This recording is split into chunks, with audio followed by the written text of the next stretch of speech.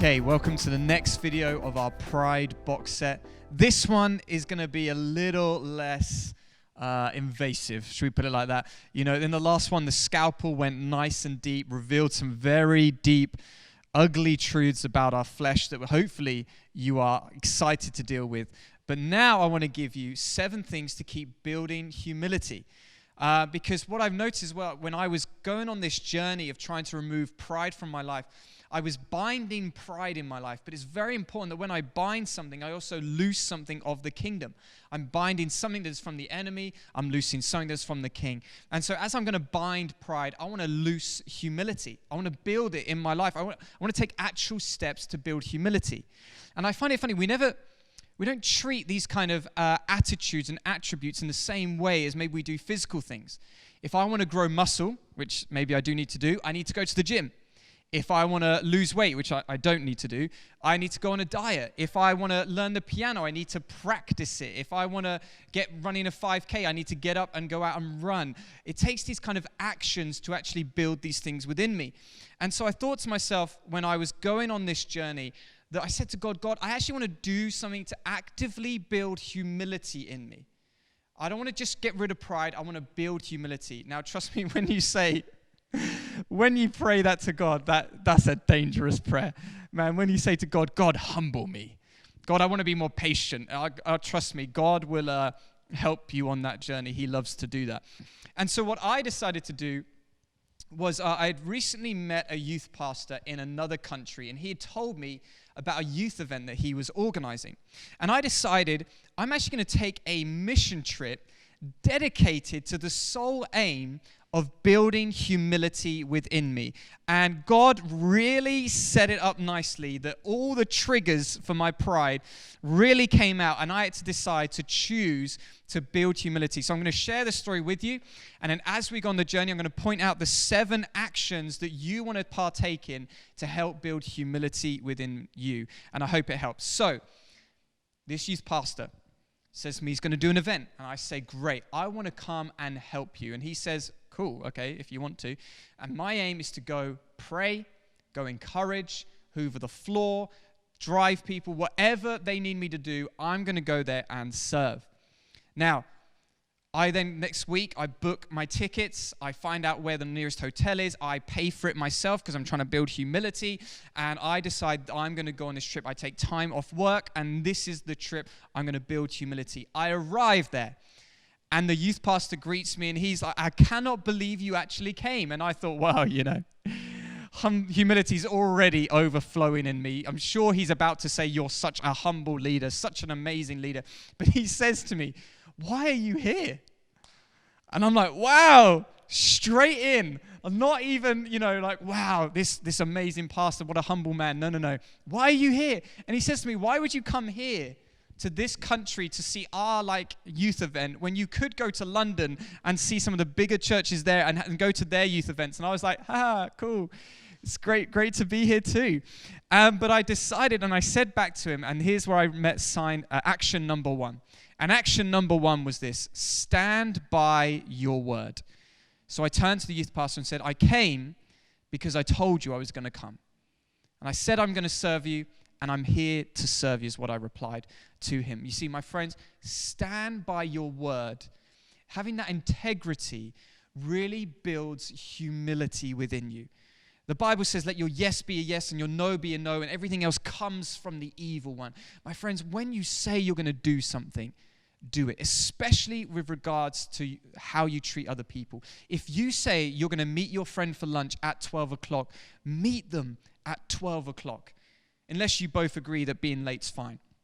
But if you say if you arrive at 12:30, what you're saying to that person is, you are not really worth my time. Now, you might say that, Liam, that sounds harsh, but let me make my case. If their favorite celebrity, musician, preacher, leader, president, prime minister decided, hey, I want you to come meet with me, I tell you what, they'd be on time. because they value that person. They see them as important. They don't see themselves as more important than that other person. So they would decide to be there on time. If your boss asks you to do something and you say, I will make that happen, stand by your word and make it happen, because then you're saying to the boss, I actually value you as a person. And so when you ask me to do something, I take it with a seriousness and a respect because I respect you. I am not so arrogant that thinks that my time is more valuable than your time. And so if I want to do your task, I will. But if I want to do something else, well, that's more valuable. My friends, stand by your word. If you say you're going to pray for somebody, pray for somebody. Come on. How many of us have been there? Oh, I'm going to pray for you. Pray for them. Because what you're saying is, if you say I'm praying, you're just saying it to show face. And then you don't really feel like they're really worth your prayers. If you say you're going to do it, do it. In fact, I respect one time I met this guy who we ended a meeting. I said, is there anything we should be praying for each other next week? He said, I always forget to do those, so I'm going to pray for you right now. And I love that. I respect that because he said, that's my word and I'm going to stick to it. And I love that. So I said to the youth pastor, that's what I'm going to do. The youth pastor then said, well, it's great to have you here. He gave me a badge which had the number 2 on it. And it was like an access all areas badge. So, okay. Ego's been stroked. I'm feeling good now. He said, why are you here? I'll let it go. He's given me a nice badge. I come to find out later, there's 4 levels. And I'm on level number 2. I didn't even make it to 3.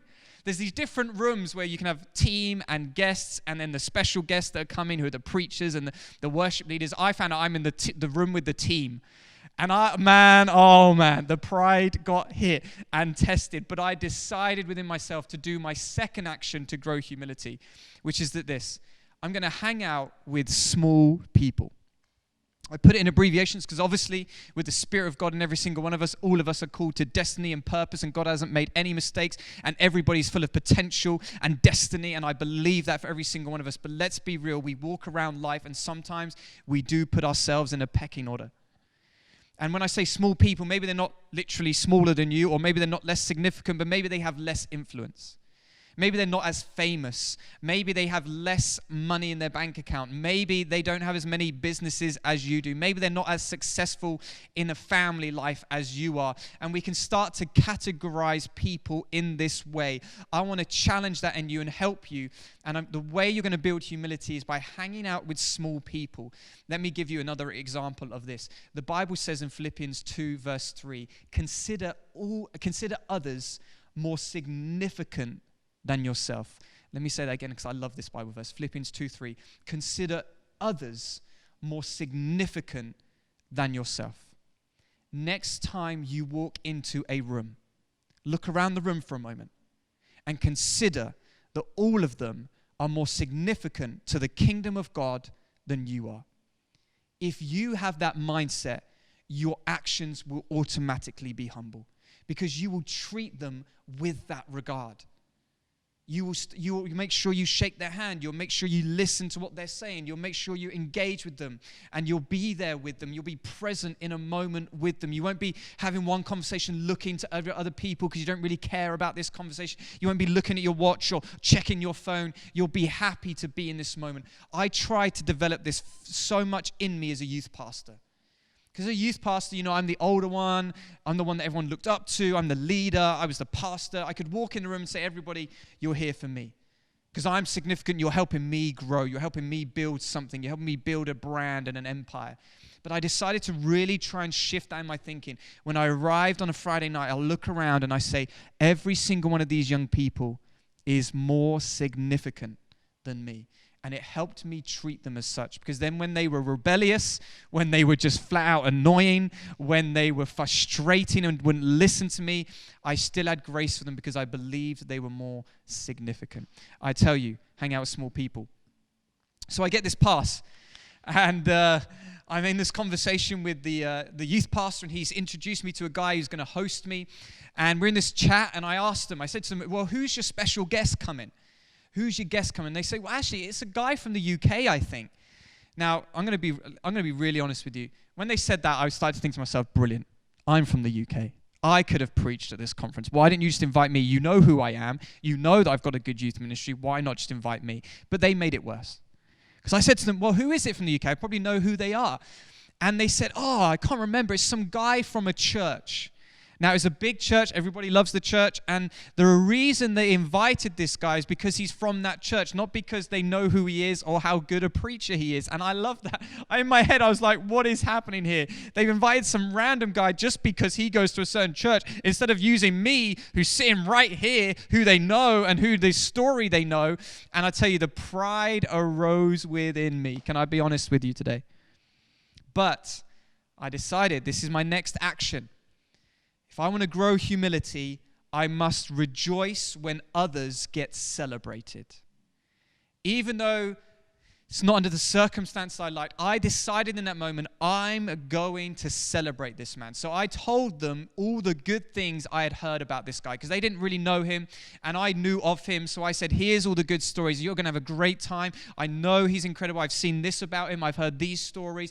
And I wasn't fake. I was honest and I said what I truly heard and I celebrated this man.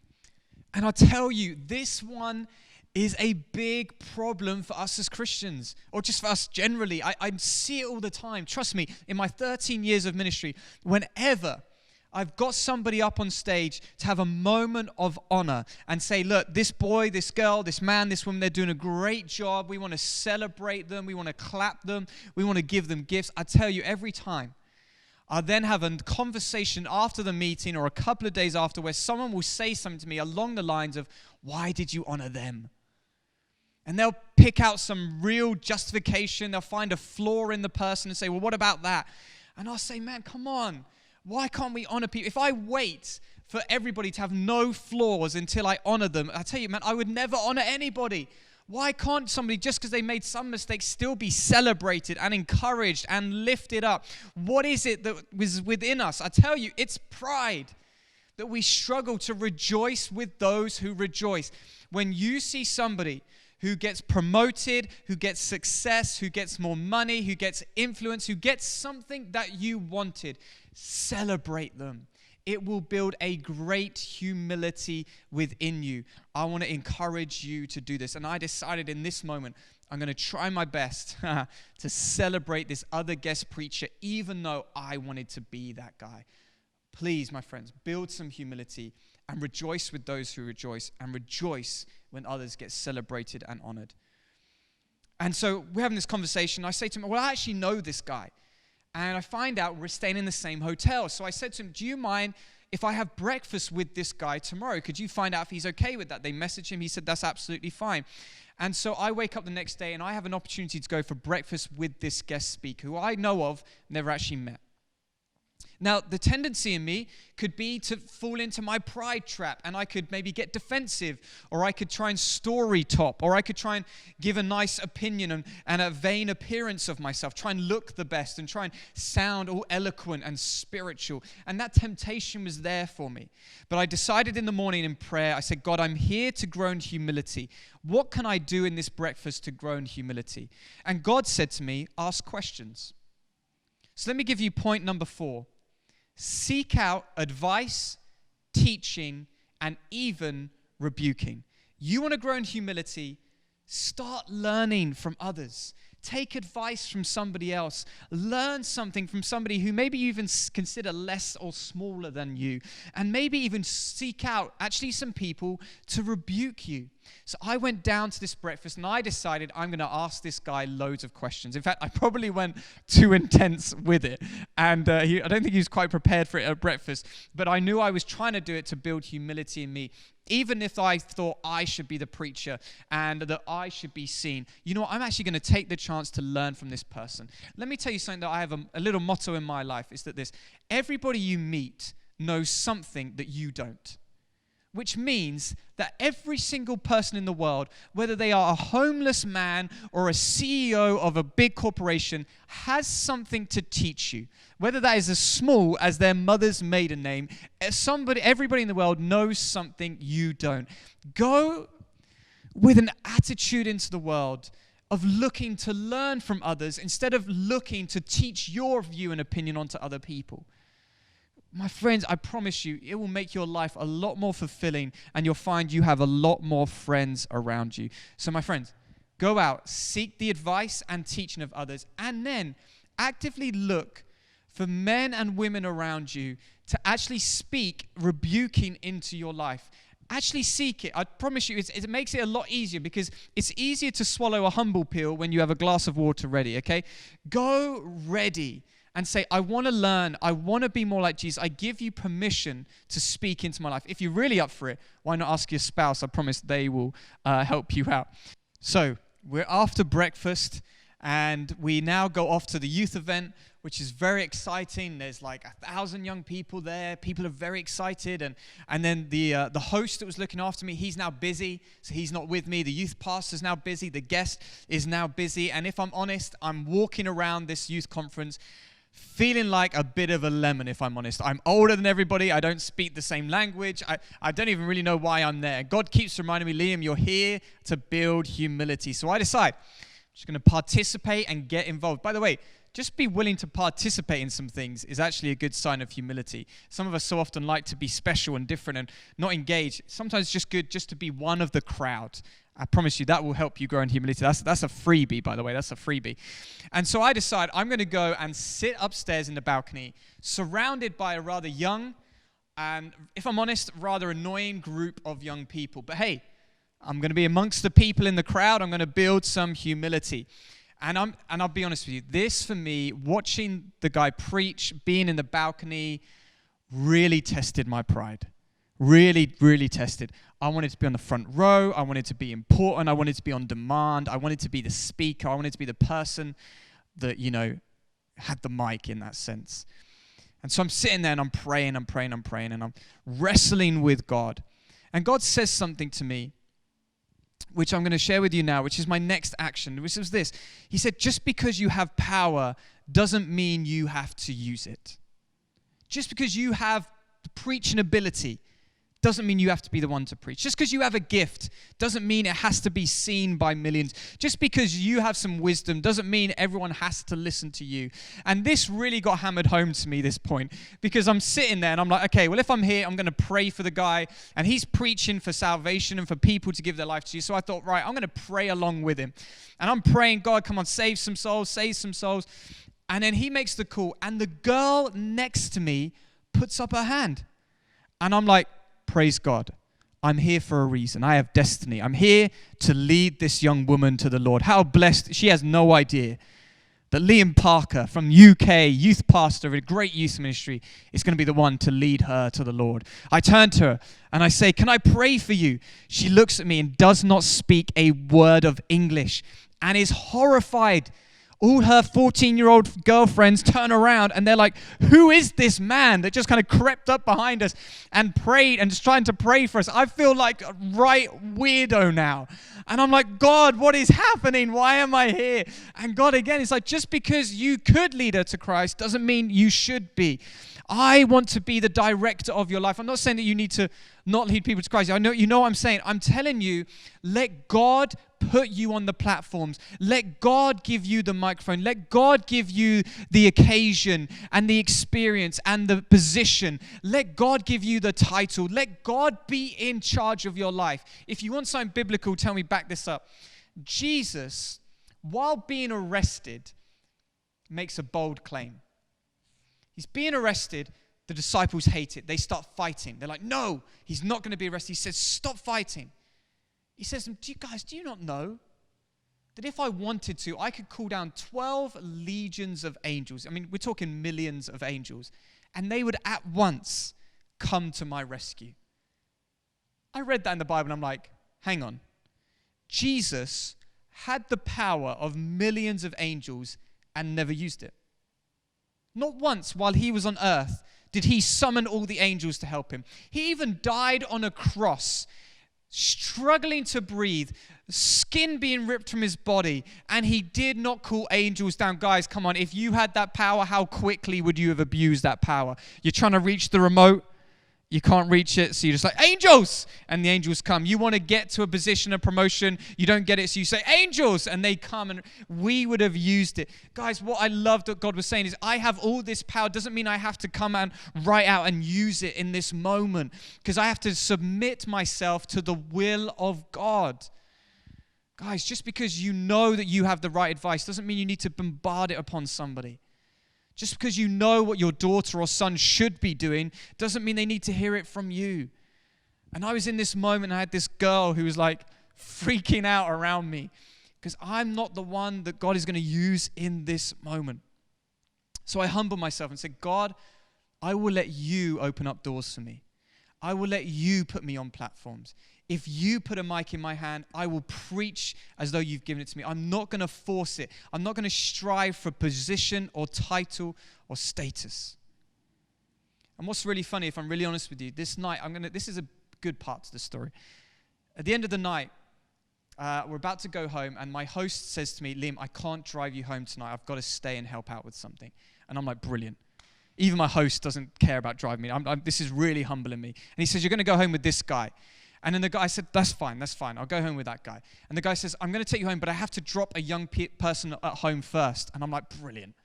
Now I have to drive around this country, dropping people off. And I'm like really testing my pride. And he says, we're taking this girl home. And guess what? It's the girl who was sitting next to me. And I sensed the hand of God and said, God said to me, now I want you to step in. So we sit in the car, we're driving home. Because she doesn't speak English, the guy translates for us. And so there's a few of us in the car, safeguarding and all of that. And he translates for me. And I say, look, I want to speak over your life. And I start prophesying over this girl. And then God starts speaking to me about her. And I start saying to her, and you've got a knee pain, and you've just recently injured your back. And she's like, how do you know these things? How do you know them? And I say, right, in Jesus' name right now, be healed. And she gets completely healed. We arrive at her house. She gets out the car. She's so blown away. She's in tears. And right there and then, she surrenders her life to Jesus Christ. What my point here is this moment is, guys, let God direct your steps. The Bible says in Proverbs 16:9 that in their heart man plans their course, but the Lord establishes their steps. Too quickly with God, we establish the steps and then we expect him to do it.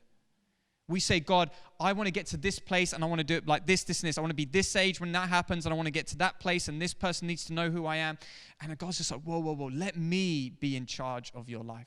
And when I let God lead it, it then actually led to the place where the girl not only got saved, but got healed and set free and encouraged, and it was an amazing moment. The next morning I wake up feeling encouraged, feeling like my humility is growing, and I haven't done the one thing that I knew I was supposed to be there to do, hoover the floor. So I called up the host and said, I want you to take me to church today. I want to tidy up the conference. He said, really? I said, yes, I'm such a humble man. Take me, I'm going to hoover the floor, which is, by the way, why I like to hoover. And this helps me to point action number 6, which is do small jobs and do them with a great attitude. My friends, be willing to go and hoover the floor, clean the church, paint the walls. Just be willing to do the mundane tasks of whatever is asked of you and do it with a good attitude. 1 Thessalonians 4:11 says that we should work hard to lead a quiet life and work with our hands. My friends, find joy in doing the small things. It builds humility in you. And can I just say, I remember hoovering the auditorium, which was a big auditorium. Took me a long old time. I was hoovering it, and it's funny. 2 different groups of leaders. So there was a couple, and then there was another guy that came to me while I was hoovering and sought my advice while I was hoovering. Really fascinating. And actually, I had a moment where I then was able to pray and prophesy over these people. And that got back to the youth pastor. It was just an amazing moment for me of because I was just being humble, it almost drew men to you. And guys, I want to say humility is attractive. Build it in yourself, and you'll find people want to come and be near you. And I'm bigging myself up too much now, so let's move on to point number 7. My last point for you, to help you build some humility in your life. Number 7, stay thankful. I left that experience flying home, and I just said, God, I'm thankful that I was able to grow in humility this week. Even if it was 1%, I don't know. I still had a long way to go, but I was like, God, I'm thankful. I'm thankful for the opportunity. I'm thankful that I was able to fly. I'm thankful that I was looked after. I'm thankful there was a host. I'm thankful that I was able to stay in a nice hotel and I had the money to do it. I chose on the way home just to be thankful. And just to help you understand how this really attacks my pride, let me tell you another story of a friend of mine who passed away in 2018. He really challenged me on this. We once attended a youth event that I was hosting, and I remember turning up with the youth event with my friend, and the numbers that night were really low on attendance. And I was gutted about it because I'd found that I'd put pride in the numbers of people that attracted to the things that I hosted. And I remember saying to him, man, I'm so gutted, like not many people came. And he said, Liam, there's more young people here right now than are in my church. He said, you need to stop being so prideful. And I remember being so challenged by him. He said, start being thankful for the young people that have turned up. And I remember trying to shift in my mindset. You know what? Instead of looking in my life of what is not there, I'm going to start being thankful for what is there. Because it's pride in us that thinks that we deserve more than we currently have. But it's humility that gives thanks and finds contentment in the world and the circumstance that we are in. So, 7 ways to build humility. Stand by your word. When you say yes, let it be a yes. When you say pray, make sure you pray. Hang out with small people, people you consider less influential, less significant than you, and see them as more than. Rejoice when others get celebrated, and then seek out advice and teaching, and yes, even rebuking. My friends, I want to remind you, just because you have power and you know what is right and you have the gift doesn't mean that you should be the one at that moment to use it. I want to encourage you as well, do the small jobs with a great attitude. And lastly, stay thankful in all and every situation. I hope this is going to build your humility. Start the journey today, and you'll be amazed what God can grow in you.